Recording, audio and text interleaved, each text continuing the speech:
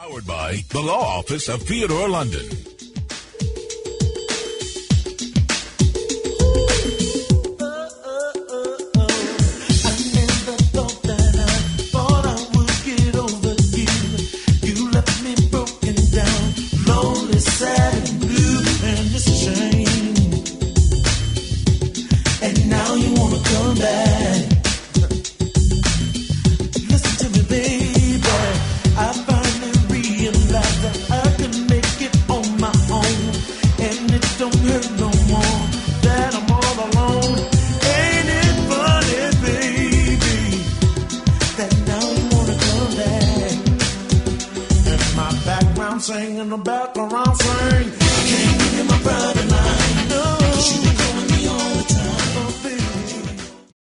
We are on the live line with none other than Chicago's very own attorney, Theodore Ted London. How are you? I had a delightful couple come into my office just this week. They are married 17 years. They're in their mid-70s. Ultra successful businessman. Wife is a professional lady. Of course, they're both retired. And so we had the consultation with a couple, and he came back a couple of days ago by himself because he had to sign some different documents. So as I do with so many of my clients, I get a history lesson in my office literally every day. So I start asking him and talking to him about how he met his wife. And one of the benefits of my job is I get to meet a lot of senior, accomplished black men. And so I'm not exactly a senior black man, but I'm not a young one either. But I still like to get the information from some of these guys that are older than me. So I'll ask them, hey, if you were my age, what would you be doing? So I asked this gentleman that. What he told me is he'd be buying all the property that he could. He said, if I were your age right now, I'd be buying all the property that I could around. So he told me that. So then he started telling me about his backstory. So he told me he had been divorced twice, and that he dated a number of ladies, and he met the lady that he's ultimately been married to for 17 years. And he told me that, when he was divorced the first couple of times, he was struggling, not doing really well, and he hit the big time because he's doing very, very well for himself now. And he was telling me that his second wife wanted to reconcile with him. He was divorced from her already. But he was telling me about the present wife, who happens to be his third wife. And he said his wife was not with him. He said the nicest thing that I do hear men say terrific things about their wives, but he said something very, very nice about his present wife. He said, I wish I would have met her first. Wow. And wow. I was like, wow, I'm going to use that on my wife. You know what? Seriously, I'm not going to even give you the credit. But that was the nicest thing. Man, I'm telling you, that's one of the lines. That's a line that any woman, any single woman, married woman would love to hear. Yeah. I wish I would have met you sooner. Speaking of that, I know you've got some business, Mr. Attorney. We do. Thank you for that, Mr. T. Well, I have to say hello to my beautiful, wonderful wife, Kelly. She is listening. So, hey, dear, thanks for listening this afternoon. I want to say hello also to the regular listeners. We get so many regular listeners that come on and they come into our office and they tell us that they listen every week and they really enjoy this segment. So thank you, regular listeners, for tuning in. And most of all, we want to say hello to our terrific clients. We really have some of the best clients that any lawyer could have. I don't know how I have been so blessed to get all of the best clients. All of the best clients come to my office. We're so very grateful for that. So to our terrific clients who are listening today, thank you so very much for supporting our practice. Very quickly, Attorney London, I did see the picture you posted of you and your lovely wife. Got it. That was my first time ever seeing her. She is absolutely breathtaking, and you guys are beautiful together. Well, you know what? I will say this. I had my ups and downs, too, and I'm just like that gentleman there. Wish I would have met her first. But there you go. But as he told me, better late than never. So I'm pleased with her. So thanks very much, Mr. Teva. Indeed. Got it. So Darlene and Teba and the other young lady that's with you guys today, you know what? I want to talk about the talk. And I'm using the talk with air quotes here because normally when I encourage our clients to have the talk, I'm encouraging the children to have the talk with their parents about estate planning issues.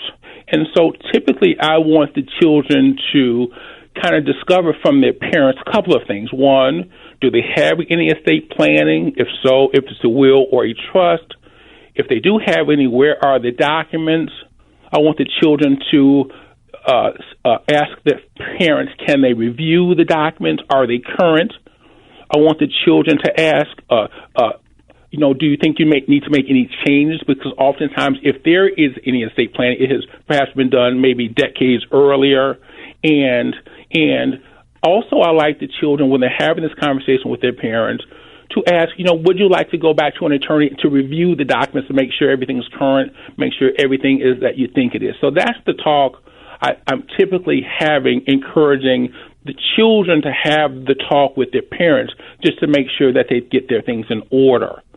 Well, most recently, I've been having parents come in when they come in for the consultations to do the estate planning, and they are saying to me that they're trying to have the talk with their children, and the children, they don't want to engage in the talk conversation.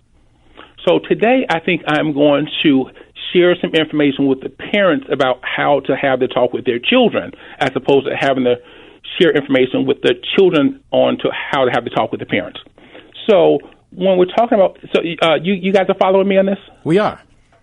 Got it. Because it is a conversation that a lot of parents try to avoid because they always think, especially Black parents, because when you start going to them talking about insurance and planning for life after them, they're looking at you like, you're trying to kill me. They've seen too many movies. Well, that's true, Darlene. But here's how I encourage children to have the talk with their parents. If the parents don't want to share information, because some parents are, in fact, private, and some take it even a step beyond private and are, in fact, secretive.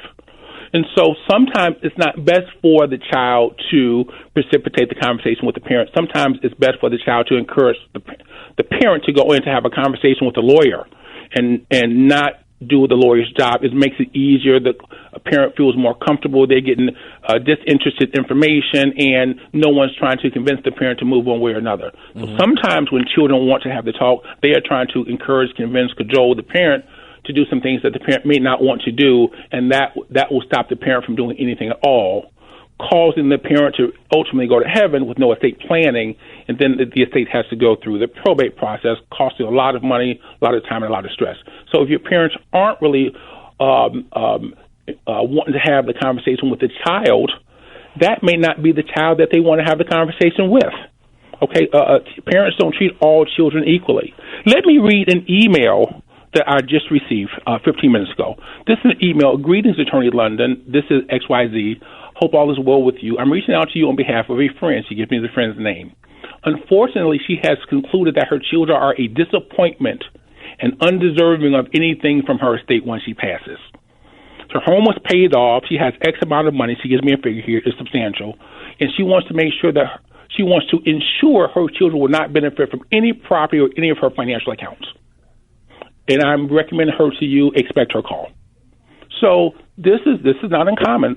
Some children, they are not going to benefit from their parents' estate because they haven't been good stewards of their parents, of their own resources, on and on and on. But if you want to have a conversation with your parents, they may not want to have it with you. Just encourage them to talk to a lawyer. But let me ask you this, Ted. I'm sorry. Before we go any further, sure. I mean, do the children have any legal right to this because they're the next of kin? Zero, none. Really? Not if they do estate. Go ahead. Mm-hmm. If the parent does estate planning and they set it up where the children aren't going to get the home, they're not going to get the money, then that's going to be pretty much ironclad. And there's nothing they can do about it. Nothing they can do if it's set up properly. Okay. Nothing they can do. Okay. And we do have parents and clients come in, and oftentimes it's for the specific purpose of excluding one or more of the children. And for a variety of reasons. Perhaps they have abandoned the parent. Perhaps they are severe substance abusers. Perhaps they may have some mental issues, so they know the child is not going to be able to manage the home or the money. Perhaps they haven't heard from the child in a number of years.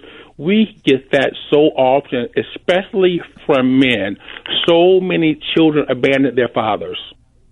So many children, they don't keep up with their fathers. They don't stay in contact with their fathers. They don't see how he's doing. Haven't spoken to him in years. And of course, the fathers are hurt. But when they come in to do the estate planning, especially if the father is remarried, then the wife will say, listen, these kids haven't kept up with their fathers. They don't call them. And then the wife is going to make sure that kids are going to be X'd out. Okay, so but in the case of, let's say, a child that is dealing with some substance abuse, can you ration out the money, set it up in a trust or something like that? You can do that. You can. Other than just okay.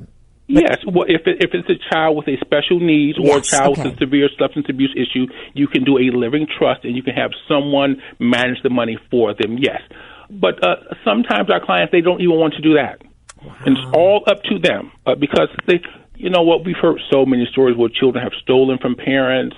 I told the story, Darlene and Ativa, a couple of weeks ago, where we told the story about where the son had set his dad up to get robbed twice. Yep. So sometimes the children have done so many. I saw that in a Lifetime movie. That really happens. It happens. Oh. It happens. And so sometimes the children have done things that just so beyond extraordinary that the parents have no other alternative, just like this lady here. I don't know what these children have done for her to call them a disappointment and undeserving of anything. And so you just never know. But things do happen in families. But I want to, and again, if there are any calls, please let's take the calls. We actually do have one. Yeah, let's have it. AJ on line 1. Thank you for calling. What's your question or comment? Good afternoon, everybody. Mr. London, you just said about a father whose son set him up twice. I recently been through that. Both of my children, I've got estate planning. All they get is $10, state of Illinois law.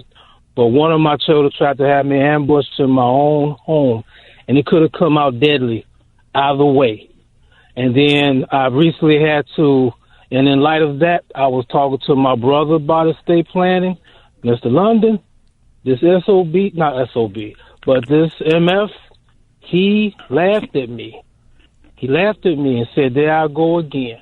And I didn't say anything else, and I had to X him out also. He'll find out when the time comes.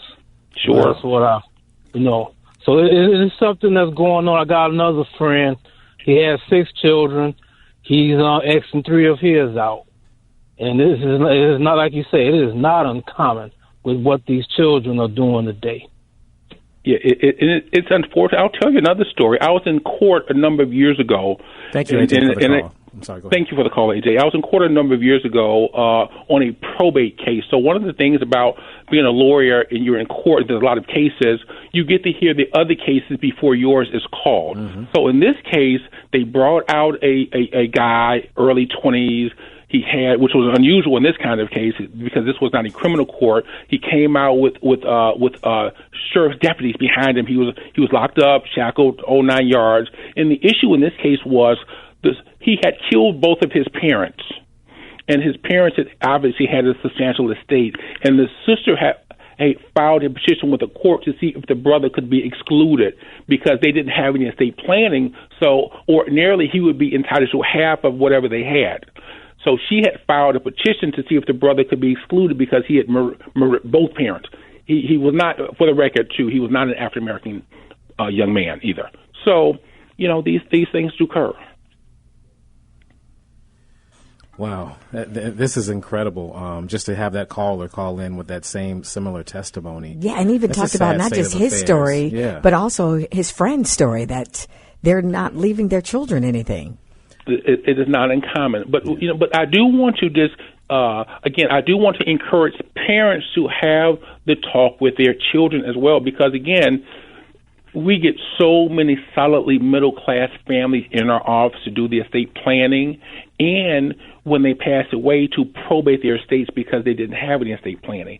And I'm always surprised to see smart, accomplished people who have accumulated real estate, significant values in their financial accounts, and they don't have estate planning. So if they don't, it's going to go through the probate process, going to be costly, going to be time consuming, going to be a little bit of stress. The attorney is going to do well in that deal. Okay, so we want to avoid that. But if you have homes, if you have money, if you don't have any estate planning, or if you have a will, your loved ones are going to still have to go through the probate process. So we don't want to do wills. If you've been listening to the show for years, you know that we avoid doing wills because that will send the loved ones through the probate process. We want to make sure that the homes are in a trust, you have beneficiaries on all of your accounts, and that you have power of attorneys. There are two, one for health care, one for business matters, where you have named someone to be in a position to make health care and business decisions for you if you ever need someone to do that for you. But sometimes the parents have to be the one that will precipitate the conversations with their children to let them know we have done these things. Here's where the documents are. If you need some questions answered, you can go to the lawyer. He can help you. And they have to know that some of these things are done and where the documents are, because that is another severe issue when people pass away. The loved ones, they don't know where the documents are, and that becomes a real dilemma as well. And I know while you're giving parents a lot of advice and trying to help them have the conversation with their kids, I know you do. Do you or do you not, Ted, advise them to tell their kids, I ain't leaving you nothing? I ain't leaving you. You tell them not to share that, right? Because that takes on another attorney. No, don't say that. And you know what? And sometimes, even after the parents have done the estate planning, you don't have to tell the children tomorrow that you've done it. And the fact is, you don't have to tell all the children that you've done the estate planning, but you do need to at least let the good one know that you've done some estate planning. Here are the documents when you let the good one know. Yeah, just the good one. You don't have to let them all know, because, again, some of these kids can be destructive, and some of them, I mean, we've had parents who have come in and they said the children are intimidating them. And so you don't have to let them know even what you've done in your estate plan. Sure. They don't need to know all the details of how much money you have per se and who's going to get what. But someone needs to know that there has been some estate planning done. The documents are here. If you need them, here's where they are. Someone does have to know that. But it does not have to be all the children, and you don't necessarily have to tell them the day after you've done it. In the few minutes we have left, the phone lines are open, 773-591-1690. If you would like to ask a question of estate attorney Ted London, give a call right now. Go ahead, Attorney London. But you know what? I am so proud of the WVON listeners, because we get so many clients and referrals from WVON listeners. And many of our clients are retired educators, a lot of principals, a lot of retired police officers, a lot of retired nurses, a lot of retired State of Illinois employees, a lot of retired CTA bus operators, a lot of retired just a lot of retired firemen, a lot of retired business owners. We have a lot of retired alderman clients who come in, and elected officials. A lot of retired judges are our clients as well. Yeah. But so many of them hear Ted London on WVON, and they get the information, and they say, wow, we do need this, and they do come in to get the estate planning done. So we're very happy that people are listening, and they are responding. Just one last note to some of you listeners who may have been listening for years, and you promised yourself that you're going to come in, but you haven't come in yet. It's okay, because most people, it takes them about 4 years from the time that they start listening to the legal line until they come in. What you call it, the legal lie, huh? Well, that's the name of this show, yes, the legal gotcha, line. Okay. So from the time that they start listening to the legal line with Attorney Ted London into the fact that they come in, it's normally about 4 years. So no one listens to the show today and they're coming in tomorrow. That's not how it works. They have to process it, and they come in on their own time. So if you haven't come in just yet, no worries. When it's time for you, you'll come in. But please keep absorbing the information, and when it's your time, you'll decide. Well, Attorney Ted London, we want to thank you so much, as always, for joining us. Always you give the listeners of WVON pertinent, salient information that they need. And I love it that he's telling parents, don't tell the kids that you ain't getting nothing. He keeps it real. Don't tell them that. No, I don't love tell them that. Thank you, Ted. No, and I also love right. it that you lead with your wife and how much you love her. So we love her too. So I appreciate you two very much. And did we give the phone number?